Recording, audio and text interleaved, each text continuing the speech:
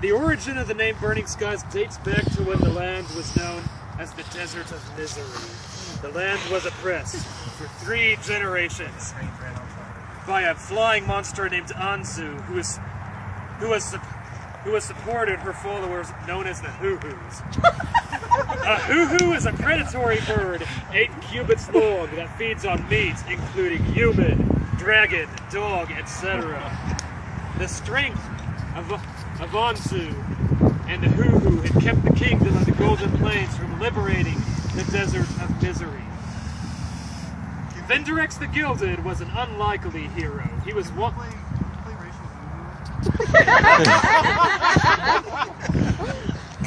Vinderex the Gilded, that's me, was an unlikely hero. What do you mean unlikely? A very likely hero. He was a wandering dragon hermit that wandered into the Desert of Misery, not knowing where he was going. What he also didn't know was that a skilled assassin, Desix Thorngage, was tracking him. Vinderex flew into Misery with his large wings and gilded chest. A descendant of the Copacati? Is that how it's pronounced? He was sleek and strong. Thank you very much. A resident of Misery named Dragozek saw him fly in and was immediately smitten by his strong breastplates and powerful wings. Hi! Draco, a descendant of the domain, was larger but young and without much confidence. Draco wanted to meet Vinderex, but at first he was too shy. You know what? That's actually kind of funny. Yeah. That's actually perfect. I based it on you. Fortunately, his desire exceeded his shyness, and he flew up to Vinderex and introduced himself. After discussing their physical differences and ancestry, Vinderex and Draco became friends. A few days later, Desix Thorngage also came to Misery, but the Hoo-Hoo had been sent to learn about Vinderex and saw this foreigner first. The Hoo-Hoos decided to interrogate, then eat their prey. Desix put on a strong fight and killed several of the Hoo-Hoos, but was finally captured. And he was about to be carried off. Vinderex, remember, he still didn't know of the danger Desix was to him, flew over, them spitting out several fireballs that killed most of the Hoo-Hoo, and sent the remaining Hoo-Hoo flying away in fear. Huzzah. I think a Hoo-Hoo needs to be a test. Yes. Henceforth, Clover the Hoo-Hoo.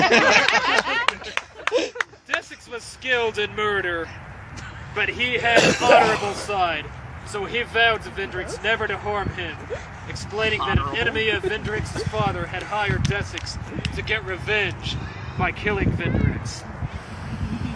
Desix didn't know why this enemy wanted revenge on Vinderex's father, or who Vinderex's father was. Desix and Vinderex went to Draco, and the 3 of them had dinner together, but were troubled by Draco's stories. Corral. No! No! I was there! I'm puking this time. Many Hoo-Hoos were slain in the aftermath. but were troubled by Draco's stories of Anzu and slaughter of residents of Misery by the Hoo-Hoo. That's when I was with them. As Desix left, he saw the other foreigners who arrived at Misery. This group of foreigners were led by Juan, who was secretive and couldn't explain why he had come to Misery. His companions were 2 women, Jessie and Chell. Desix couldn't stay away from Jessie as soon as he saw her. They went off together and discussed their mutual love for literature and Desix's desire to buy the armor sold at Robert's Armor.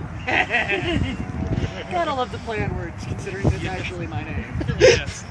Jessie, knowing the armor to be overpriced, tried to persuade Desix from indebting himself for the armor, forcing him to murder more innocent people. But I wanna! Desix responded, but I wanna! Okay, that was perfect. They couldn't finish the conversation, though, because the sound of thundering in the distance terrified Jessie, who told Desix They must get to the rock of Caladul. But Desix had no idea what she was talking about. Juan and Shell went to meet Draco in order to learn about his friend Vinderex. Although he was trying to pretend he didn't know about the rock of Caladul, whatever. Where I was playing the rock. It quickly became obvious Juan wanted to go to the part of misery in which the rock of Caladul, whatever, was found. Draco warned that Juan shouldn't go near it because it would anger Anzu. But as they were discussing this, they began hearing the loud, thundering sound made by Anzu with thousands of hoo-hoos, and it just keeps flying towards them. Juan, Shell, and Draco arrived at the rock of Caladul, whatever, first, but Vinderex saw them hurrying to the pit in which the rock was located. Vinderex yelled at Jan, "So you followed me here, King Uther." Juan yelled at Vinderex that Vinderex must pull the face blade from the rock of Cala whatever, because only the face blade could kill Anzu.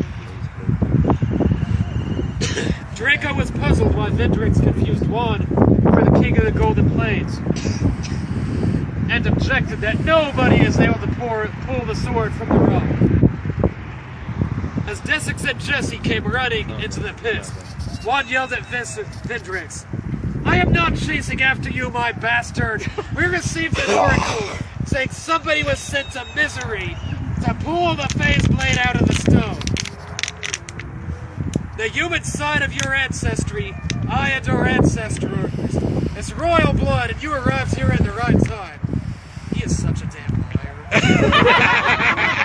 Pull the blade out.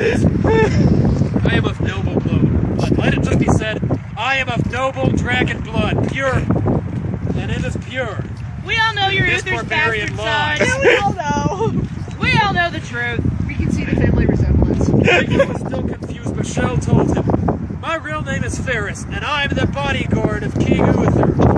Jesse's real name is Princess Ashrazavros, and Vinderex is secretly her..." What the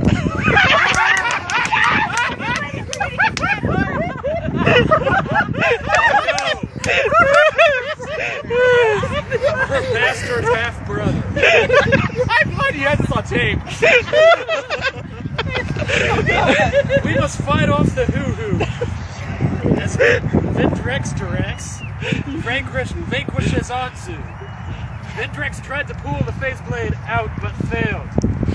As Ashra and Desix ran it, of course I failed. If only that bloodline could pull it. What were you expecting? Just These keep lies? reading. That's proof of the lies. Just keep reading. You're a bastard child. Vinderex tried to pull the face blade out, but failed. As Ashra and Desix ran into the pit, Anzu and his hoo-hoo arrived flying overhead. Anzu came down to the ground, laughing at them, saying, "Only the phase blade can kill me, and you don't have it." Desix, not knowing the sword couldn't be pulled out, just reached over and pulled it out of the stone and chopped off Anzu's head. Vinderex realized they were still in danger from the hoo-hoo, but also realized that misery had a layer of gas floating over it. He began shooting flames into the gas, but couldn't get it hot enough to ignite. Desix turned to Draco and said, "Help him!" Draco responded, "I am weak and would only get in his way." Desix tenderly replied, "I know you can do this. You are a hero. You just need to believe in yourself." Tinder. Draco breathed even more fire into the gas than Vinderex, and the combined flames caused the gas to ignite, torching the hoo-hoo. Vinderex and Draco flew up into the sky and because of their strong, thick skin, they were able to fly through the flames unharmed. I'm starting to lose my voice.